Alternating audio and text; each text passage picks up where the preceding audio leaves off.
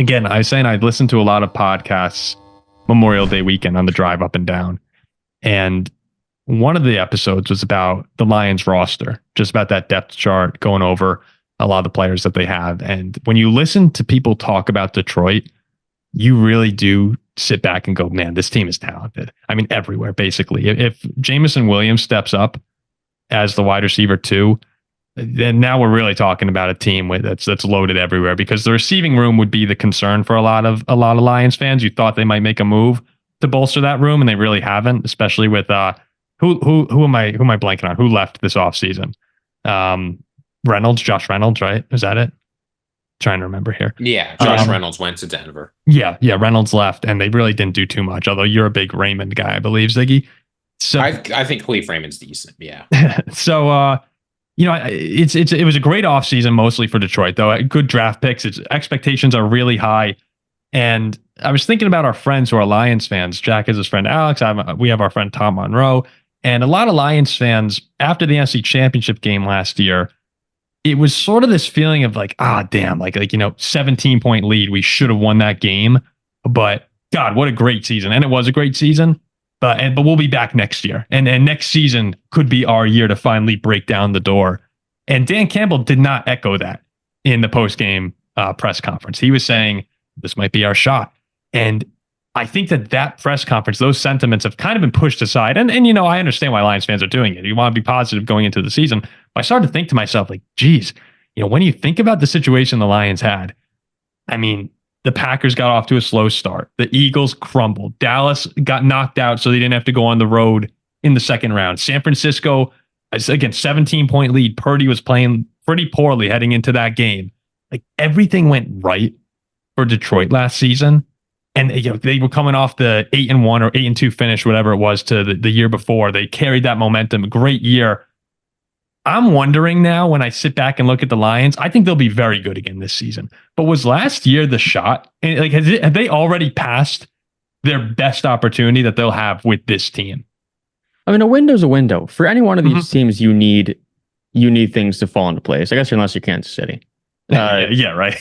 Unless you have Patrick Mahomes. But when you're a team who, I believe that at a window is a couple of years, not just one. Like, when you go to the NFC Championship game with pretty much a roster that doesn't have a whole lot of holes, I guess, in the secondary. But when you look at the rosters, probably one of the better teams in the NFC. Awesome. It's an awesome roster. Yeah, awesome. Like, it's tough to say this was our only chance. Oh, no, not all. Sorry, I don't want to piss off Lions fans. It's like, I think they're going to be great this year. I have them the number 2 team in the NFC, I believe, right now.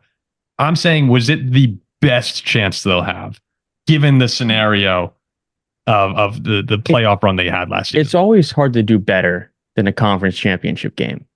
So I guess it's tough to say no, it wasn't their best, but I think this upcoming season and beyond are equal than last season. Like, I have expectations now doing exactly the same thing. So I think it'll be harder this year to get back to where they were. I think Philly will take a step forward. The Packers, my dad was joking. I was talking with him about this. He said, every year it's going to be difficult. As Jordan Love slammed the window on the Lions because now the Packers are in play again.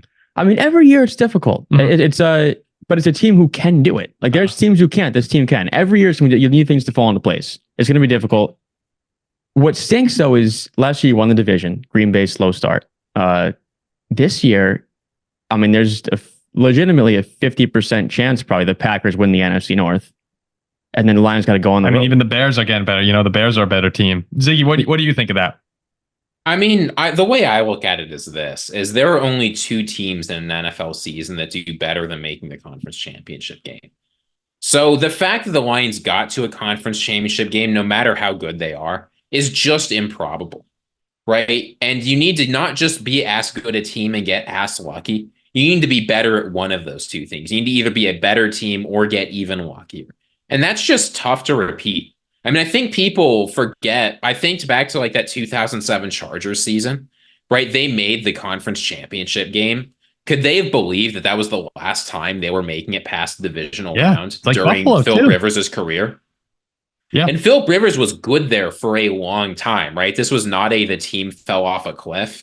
It's the team had a pretty good offense and a pretty good defense well, sometimes a horrendous defense, but they were generally a decent team. They finished second in their division most years. They won it a few more times. Like, they were good for a lot of years after that, but they never made it back.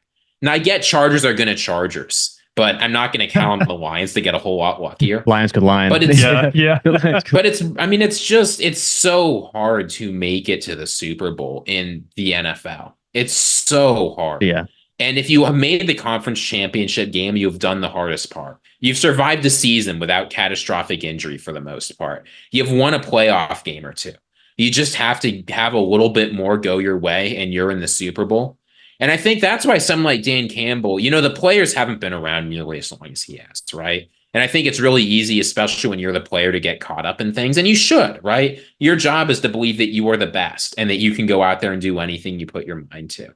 But I don't think it's a coincidence that the guy who's been around the league a long time, who's been on a lot of winning teams, who's seen how things work in successful organizations, like, surely his time with the Saints is coloring his picture for how hard it is, even when everything goes right, to make the Super Bowl. You can just have a ref miss a pass interference call and good night, your season's over. Yes. Yeah. I think that's wisdom from him. I'm with you. I think that when we look back on this, again, Detroit could very well win a Super Bowl in the next couple of years. But this past season might be the one they look back on and go, that was the best shot. And this window, too, is only, now that it's only 2 or 3 years probably, now that Jared Goff just got paid, Penei Sewell just got paid, Amon-Ra just got paid, Aiden Hutchinson is going to have to be paid. This roster isn't going to be able to stick around with this much talent for that long, given just the way with the salary cap and everything.